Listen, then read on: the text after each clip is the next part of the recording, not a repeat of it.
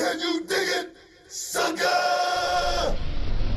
You're listening to the Hall of Fame. Here's Booker T and Brad Gilmore. And you can do that if you put it in context and still try to make the fans understand what the story is. I understood that story from the beginning to the end. The old guy, Chris Jericho, is finna go out here and I'm gonna hang as much as I possibly can. I can't hang with you from a physical standpoint, but from a mental standpoint, I'm gonna show you just how good I really am. So for me, that's the story that I saw. That's the story that I watched. And at the end of it, when Chris won, it was believable enough to. Just like, say, for instance, the one spot on the top rope where Cesaro's Claudio Castagnoli was getting ready to powerbomb him. Yeah. And well, Chris was getting ready to hurricane run him, but he blocked it.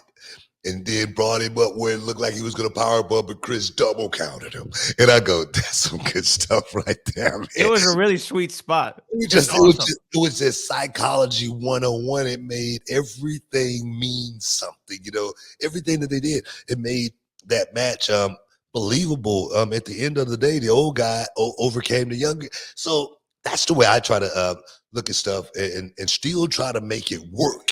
Yeah, for these young guys today that's going out there and doing it. If they watch that, they can learn a whole lot from it. Well, Jericho's, I think we've talked about him on the show and how you just described yourself. He's a hybrid too, right? He's a guy who knows how to do the old school stuff, but knows kind of how to intersplice some of what the newer generation likes. It speaks to his longevity. He did at AEW Grand Slam win the Ring of Honor World Championship. It's a sentence I never thought that I would say, that Chris Jericho in 2022 is the Ring of Honor World Champion. I thought it was a great call. It was a great call because there's so many story elements you can do, especially with the Daniel Garcia element of everything, and giving Claudio more of an actual story, because he's been defending the title a bunch, but defending the title doesn't really mean anything if there's not a story attached to it. And now Jericho cheats him out of it at the stadium show. We got some meat on the bone. What did you think of Chris Jericho what do you think of him being an 8-time world champion, but also the Ring of Honor world champion? I think it's smart trying to put some light on that Ring of Honor title, that Ring of Honor brand.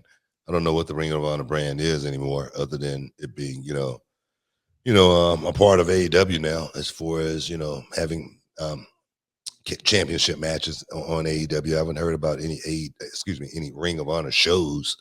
I don't think there are any. Yeah, exactly. You know what I mean? So, but if you're trying to keep that name alive, that Ring of Honor name alive, and to have the title on someone like Chris Jericho, I think it does that. I think it's important to if you plan on doing something with that brand, down the road, it's important to keep that brand alive. I always thought it was important to keep that WCW brand, alive, in case you wanted to do something with it. Just because, it's business, it's good business, more than anything. But I see the upside of the title being on Chris Jericho. Can you dig it, sucker? You're listening to the Hall of Fame. Here's Booker T and Brad Gilmore.